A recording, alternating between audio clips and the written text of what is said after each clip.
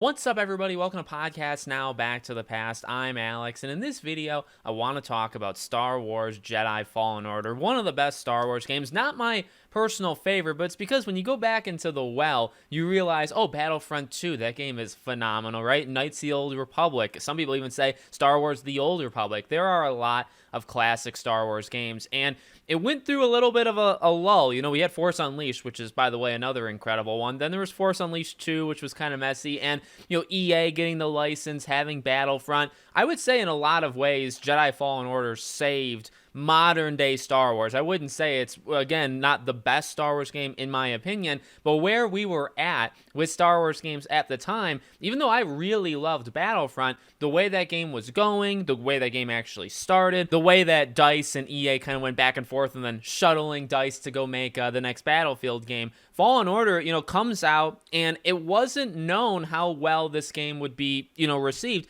I want to start there. So let's start when this game first got announced, in that it actually was met with some skepticism. Actually, I would say a fair amount of it, including for myself. Now, maybe this will be taught when you go back into like video game school, learning about the history of the industry, but one thing I think they made a huge mistake of, which actually didn't really, you know, come back to bite them, but they didn't really show off what the game was for a while. When they first showed this off, and I would even say, I think it was E3 when they, you know, kind of formally unveiled the gameplay, and we got a good amount, but it was definitely A, not what people were expecting, and B, it really took until we got a lot closer to the game coming out, and I would even argue when the game released itself, that's when we kind of realized what kind of game that this was. I wouldn't say the first couple waves of info did a great job at presenting, oh, okay, this is going to be like a FromSoft game. You know, you ever played those games where it's very difficult and these enemies have their patterns and you got basically one life and all this jazz that is really incredible in this game?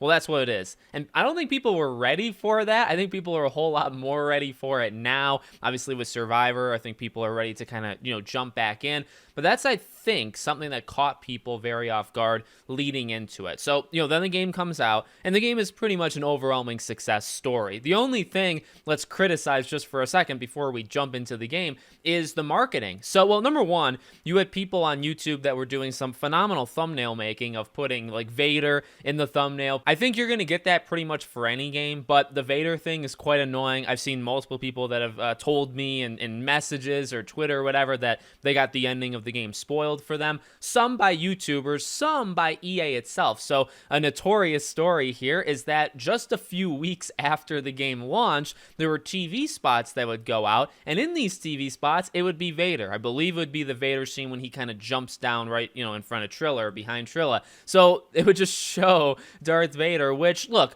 he doesn't make or break the game. Okay, I think he adds an incredible element. I think it solidifies that ending mission, let's say, as an incredible mission, and far better, I guess, than it would have been if he wasn't in it. But it doesn't, I would say, make or break, but that is still a very lame thing, you know, to put in the marketing. You don't want people to know that leading into the game. So besides that, and then besides the rocky start, like the reveal of the game is a success. Okay, now, again, I was actually shocked to see review scores were a 79. Now, 79 isn't bad by any means, right? Not bad at all. But I look at this game as like, now again, I don't really do ratings, but this is a game of the year kind of contender for me. It's probably my top 5, I'd say, of Star Wars games that have ever released. Like, I think this is a really good game. And a 79, I think that's pretty low. And I think Survivor is going to get much higher than that. Hopefully Survivor gets, you know, in the mid to high 80s. I don't go by review scores, but I like to see games, you know, get high numbers.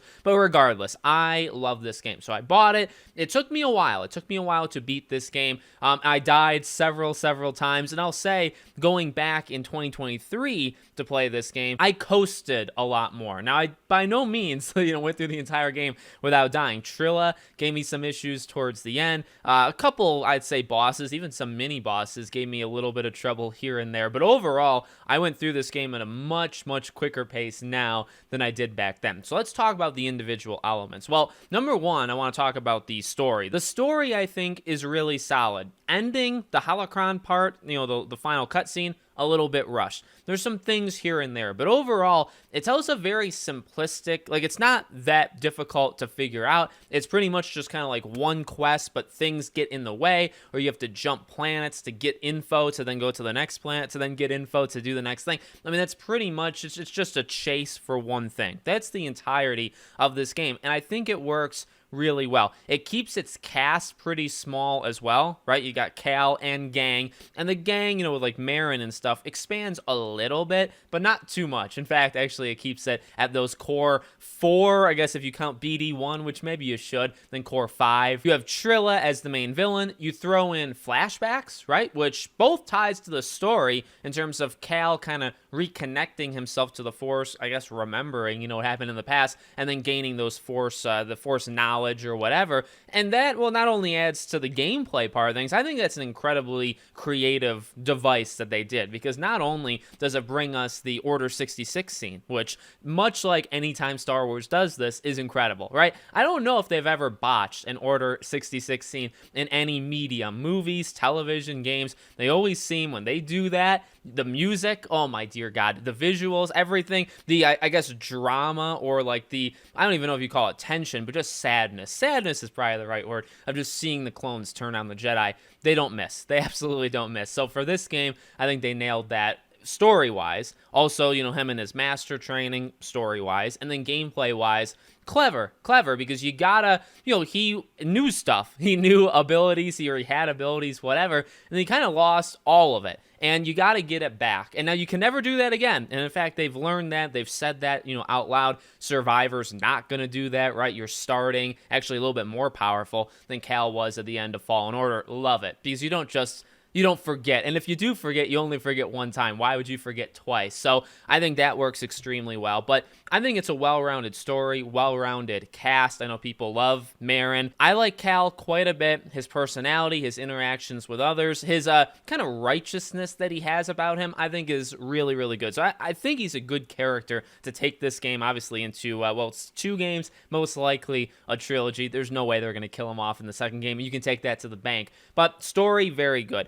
Audio. Now, the reason I bring in audio, most times I don't talk about audio, but this time, when I replayed it in 2023, I used the headphones, the PS5 headphones. I don't remember what they're called, but boy, they are good. And the music, now obviously it's Star Wars. It's a lot of Star Wars feel. I mentioned the Order 66 scene. Hearing that theme, the score it'll never get old. You can probably listen to it on repeat and it'll always be good. But that just sounds like the lightsaber is so good, blocking, deflecting things, having stormtroopers talk, like every little thing in this game. I think that's a very special thing with Star Wars that it has over most things when it's doing it right, is kind of like the attention to details. So like everything in this world has this personality or has these noises or sound effects, and as long as you do it, it has a huge advantage, I'd say, over other games, because just that personality, that atmosphere is there, and it's kind of unbeatable when done right. So it's got that going for it. So we got story, we got the sound, we got gameplay.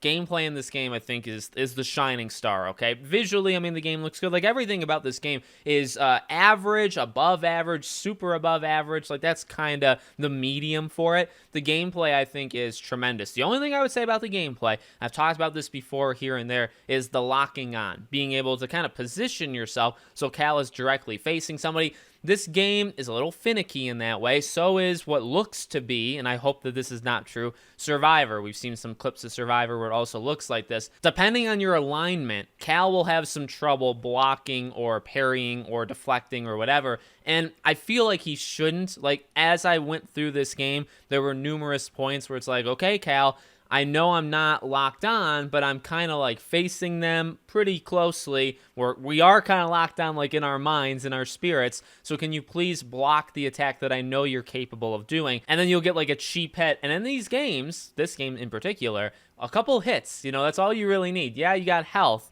but depending on how things go, it can get really bad. And so that's where I'd say the game can falter just a bit. But overall, the enemy variety is actually extremely good. I think to Jedi Survivor right now, because obviously it's coming out, and there are so many, obviously battle droids being one huge class being added. There seems to be even more variety added. But the thing with Fallen Order is it's already, you got different creatures. Again, you got mini bosses, you got main bosses. You even got, you'd say Trilla herself, right? Because you fight her more than once. And each time she kind of evolves her fighting, which games do this. It's a pretty normal thing. I just love it. I really do love it. And I guess to see it in a Star Wars game is really cool, where same character, but you kind of build them up. So you're facing her, and she does some stuff, and it's the first time you see it. And then the next fight, it's like, all right, she's going to do the same stuff. Oh, but she's got an extra, 2 or 3 moves. So now we got to kind of pay attention to that.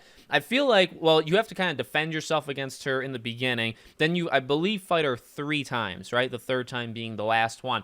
And each time she just improves a little bit, right? And she's got just an extra little thing or two that she's capable of doing. Sometimes they're like death blows, sometimes they're just an extra kind of fun move here and there. But that is where the game's at its best. Figuring out the enemy, figuring out what moves they're going to make, kind of planning out what you're going to do, managing your force abilities, managing your lightsaber, managing how you're going to, take all these people out. It's incredible. It's really, really good. And it's addicting. And like I said, first time going through this game, holy dear God, I had trouble. I had a lot of trouble. Some of these villains, some of these bosses are extremely difficult, I think. Now, I will say going in 2023, I died maybe towards the end. There's one kind of almost wave-based thing that happens.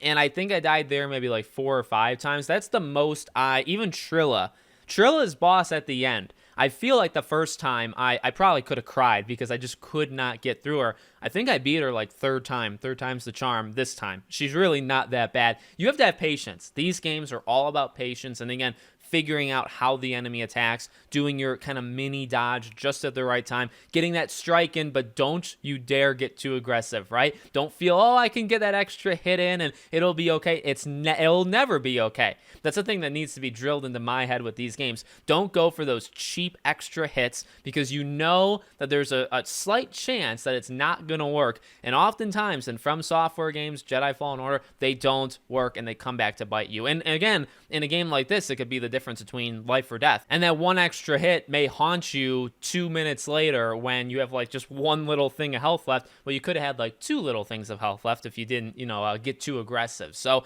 I think the gameplay in this game is fantastic. Again, the variety, not just in the enemies, but in the locations. Now, you jump around and you do go back to the same place a few times. I think that's, again, maybe one of the weaknesses. I love Dathomir. I think it's a fantastic place and very different, kind of scary in the sense that there are a lot of enemies and they do some moves that get quite annoying or quite aggravating. You go there a few times, right? So obviously, Jedi Survivor, you're looking for it to kind of expand, but that's the thing. For this game to do so well on the first try, this is the, they had to create all this stuff, put it in.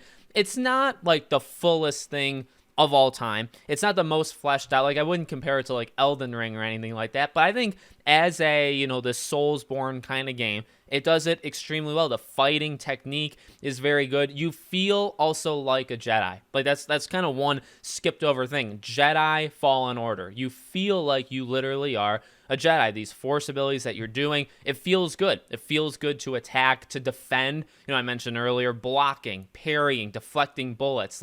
It feels good. And now again, the sound can help, right? Because those small little details. So when you hear it, you're like, oh yeah, I hear a Jedi in that. When you're doing it, you feel like you are a Jedi. So this game, I really do believe, kind of has all of the components of an extremely good game mixed in with, this is their first time, so there's not too many, places to explore. Now, some of these, maps or worlds or whatever you want to call them, they have their kind of hidden crevices. You can kind of go and collect things, fight a mini boss. So you don't have to, but you could do it anyway. So it's got that. Again, it's got its cast of characters. It's not too big, but you know what? Honestly, keep it condensed, keep it small, do what you're good at. And if it gets too big, bigger does not always mean better, right? And I guess we'll see for Survivor. I think they'll be okay. It baffles me 79. Again, I don't really care about, I mean, I guess I do. I care about review scores to an extent. I should say, I don't go based off review scores. So I'm not going to buy a game because it got a 79 versus a 84 versus a 92. So that's what I mean when I don't go by, or like I don't care about, review scores. I guess I do care enough about them to talk about them all the time. 79, it's like I just feel like the game is so much higher than that. I don't know, like I feel like the game is loved a whole lot more now. Maybe it's like, I don't know if it's like recency bias would be the right word, but I think because of Survivor and because of all the stuff that we've seen, and it looks like Fallen Order times whatever you want to say, right? Like it looks better than Fallen Order, but it reminds you of Fallen Order. I think Fallen Order gets more love now than it did back then, at least from review scores. But I mean, the game sold well, obviously, like immediately. We kind of got the confirmation that a second game was happening almost immediately. I imagine we're going to get the third one in the same way. And I had a blast with it. I really, really enjoyed it. I guess like I wasn't on Twitter back then, or I wasn't like, well, I had a Twitter, but I wasn't really on Twitter, I should say. So I wasn't really in the zeitgeist, like what were people saying about it back then. I think the Vader thing obviously caught people off guard, I suppose. And again, that is an incredible, the music, the tension, because you don't, I guess, know what's going to happen, but when you see Vader walk up, it's like, oh, number one, it's game over for kind of everybody, and number two, what a freaking scene. It's so good. But again, like Order 66, I think the game starts incredibly strong. Malicos, I think, is a great character, great villain, great boss fight, Marin. So I just feel like this game kind of has those moments throughout the entire game. There's not too big of a gap at any point where something doesn't happen, whether it's a cool boss fight or just a cool scene or a returning character that you like, or, again, the flashback and Order 66 thing. Like, there's always something in this game that just kind of like brightens you up. Brightens you up in terms of, oh, that is cool. That's a moment. Maybe not always like a joyous moment, but it's still a moment. So I could talk about this game forever. I love it. Cannot wait for Jedi Survivor. Let me know what you guys think in the comments. Make sure you're all subscribed, bell icon turned on, and I hope to see you all on the next one.